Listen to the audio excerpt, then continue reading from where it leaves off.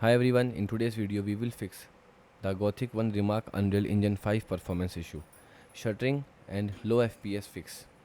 So the fixed one, you can simply disable the motion blur. So motion blur can make the game feel less smooth, especially at 30 FPS. So here are the steps.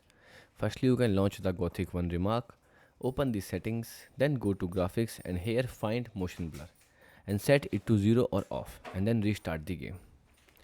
So why it helps? Motion blurs can make camera movement feel sluggy and exaggerating frame drops. Turning it off improves perceived smoothness. The next fix, lower the sharpness setting. High sharpness can create visual noise that look like sluttering.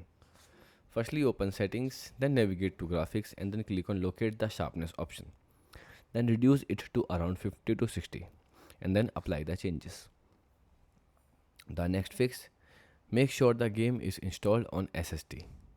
So Gothic 1 requires reliable heavily on fast asset streaming.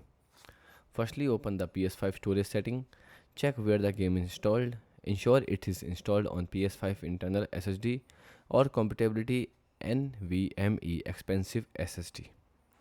Avoid running the game from an external USB drive. The fix 4, you can clear the PS5 system cache. If sluttering gets worse over time, clearing the cache may help. So, firstly turn off your PS5 completely, unplug the power cable, wait for around 60 seconds, then plug it back in and start the console and launch the game. The fix 5 is you can simple reinstall the Gothic 1 Remark. So corrupt game files can sometimes cause save performance problem. Firstly, you can highlight the game on the PS5 home screen, then press the option button, then select delete and reinstall the game from your library and install any available update. So these are the steps that can help you to fix this problem. Goodbye.